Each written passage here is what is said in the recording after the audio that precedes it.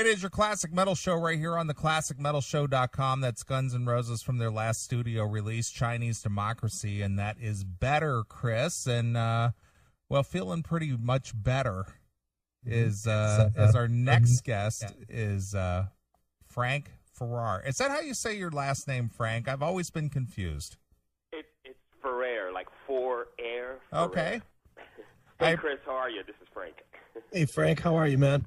Good. Nice to meet you. Hey, Neely, how you doing? Good, good. Well, we've been looking forward all week to having you here on the Classic Metal Show there, Frank. And cool, thank you. You know, we've had various members of Guns N' Roses on the show, which are many, you know, right. And you're one of many, you know. Yeah. But currently, you are the current guy behind the kit, and it's very cool to have you here on the Classic Metal Show. Well, thank you for having me, gentlemen. You bet. Well, we're far from gentlemen, especially if you speak to Chris. He's a foul-mouthed bastard. Jesus. Well, I can't do much cussing today because on the weekends I have my kids when I'm home, so I have my son and my daughter here, so I can't go huge. All good, man. Well, Frank, certainly a busy time for you. Guns N' Roses getting ready to fire up once again. I know they announced this week that you guys are headlining a show that I'll be at in like 3 months at the Rock on the Range here in Ohio, and it's looking like you guys are going to be busy with that. But you also have this project that's not new, as Anthony just told us a half hour ago, but right. It's one that you guys seem to be excited about with PISSER, man. So very busy time for you.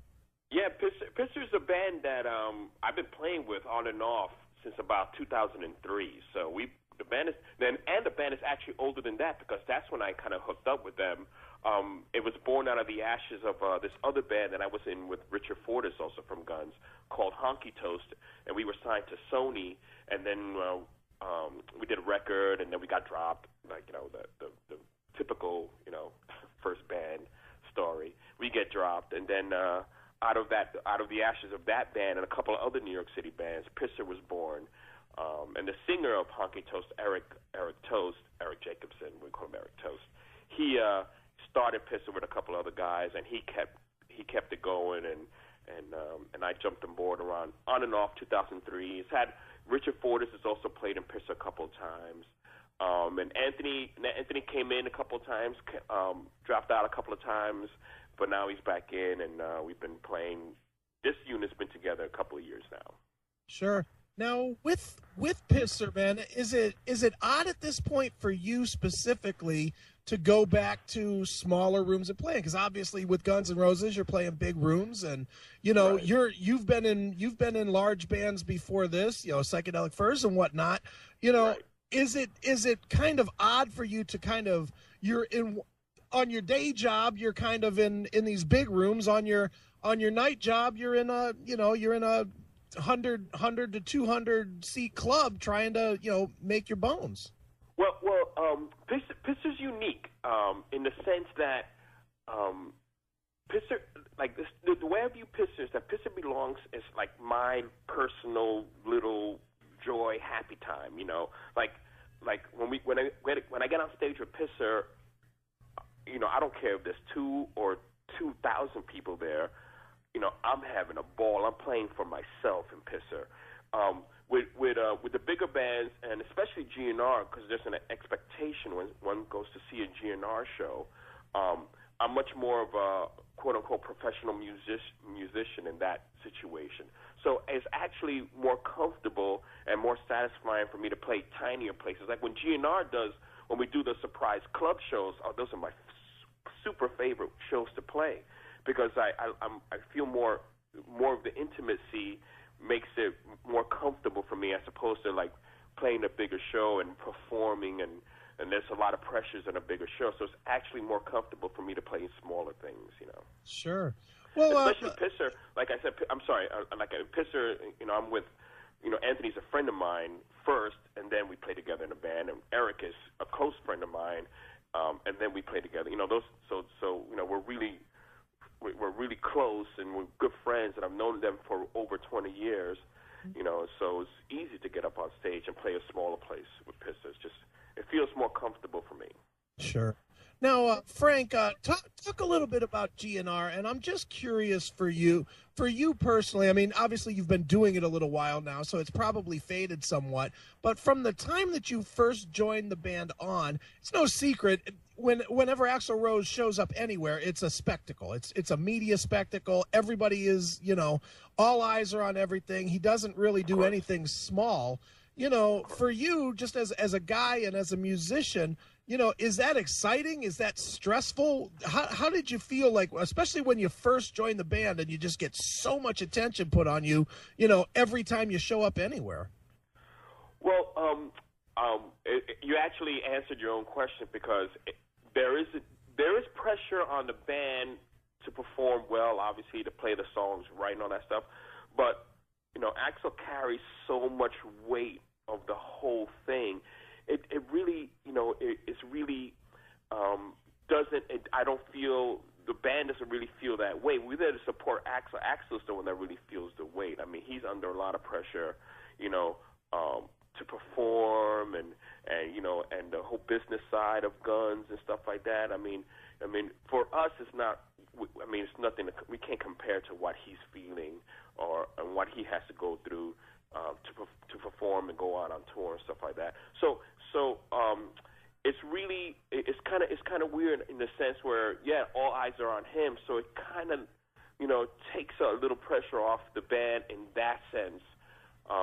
But as far as performing and making sure that we go up there and play a great show and making sure that he's comfortable and he can hear himself and the band, and he's pumped and is having a good time. Like, that's our main focus as a band, is to make sure that he's comfortable and happy up there, So I think the band really concentrates on a good performance, and then everything else takes care of itself, and with of course, Axl being the main focus of the band. Sure. Well, Frank, we've had this discussion on the Classic Metal Show many times over the years. The show's been around 18 years now, and we've, talked music to death. Thanks. And we've talked what makes a band. What makes a band? Is it the individual? Is it the collective efforts of everybody? Is it the originators of it? Because, for example, KISS is being inducted into the Rock and Roll Hall of Fame, as I'm sure you're well aware. And it's going to focus on the 4 original members, even though there's been numerous members in the band. Obviously, for the same thing, Guns N' Roses has been inducted in the Rock and Roll Hall of Fame. Is the band the original 5 guys, or is the band what you're involved with now? Well, I guess the listener is really the person that's going to answer that question. As far as I'm concerned personally, I look at Guns N' Roses as a legendary band, and I'm playing with this legendary band. Now, like you said, like the 5 original members, obviously, the first record is one of the greatest debut records ever. I mean, Steven's performance on that record is masterful. I put that first record up against any band's first record ever.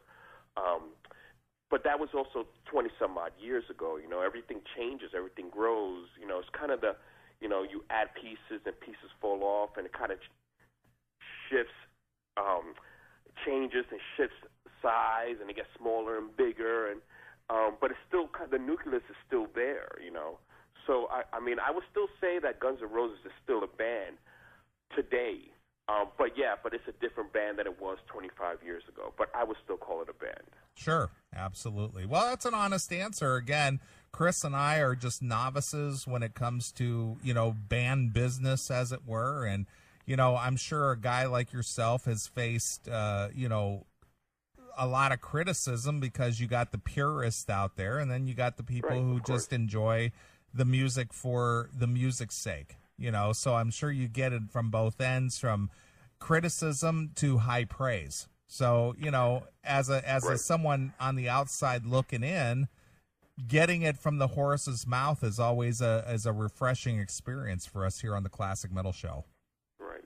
And especially from the drummer's seat, which is obviously the drummer doesn't get the spotlight, doesn't shine on the drummer much, which is totally fine personally for me. I can't speak for other drummers, but for me, it works perfect. But each drummer has brought a special thing to this band, starting obviously with Steve and with Matt, with Josh Freeze, with Brain. Every drummer has brought a special thing to the band. So, again, I still consider it a band, and with you make a dish and you add flavors, and you don't make the dish the same way every single time. You might add a little more salt in this version of the dish, or more pepper the next time, or more lime. It's the same dish but with different flavors. Sure, absolutely. Now, overall, what is your impression of Chinese Democracy as an album? Because it is a big mishmash of various people who came in and out the doors over a long period of time, and you got to participate in the drumming of this. So what's your overall impression of that release? Well, that's a good question. I mean, there's a lot of songs on the record that I love, especially playing, like Shacklers and stuff like that. I think the overall picture of for me, of the impression that this record has left for me is that all the different personalities of all the different musicians, come out through the record, with the constant being Axl's voice, the common denominator being Axl's voice. So that's the main thing to anchor on with Chinese. You have all these different sounds and all these different moods on the record, but at least you have one constant, which is Axl. So my overall thing is that of Chinese is Axl's great vocal performances on almost every song. I mean, This I Love is incredible. Singing on that is just insanely incredible. I really like the record. I enjoyed working on it, and I enjoyed performing it.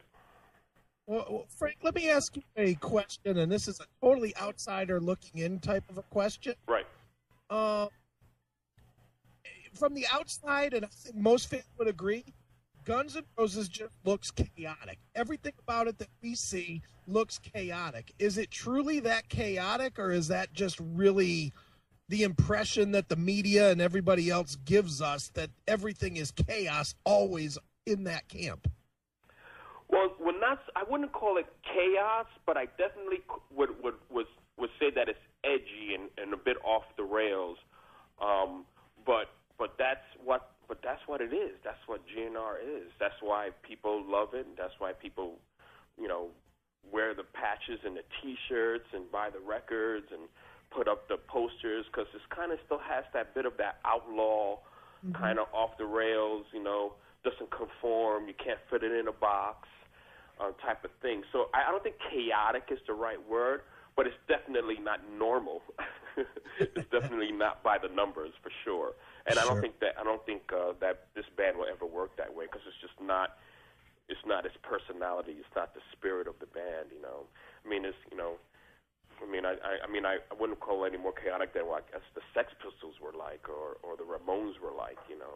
Where it just has kind of like this edgy thing to it. But I think that's just the nature of the beast, and that's like way before I was in a band. That was always there. Sure. Now, Frank, moving back toward the Project PISSER. Sure. It's certainly a different musical project for you, and certainly for Anthony as well. It's definitely more punkish, I guess, than what either of you have been doing. Is that right? Does that make it? I guess difficult's not the word, because you're an accomplished player, but is it tough to switch gears more or less between playing one style, with one band, and another style with another band? Well,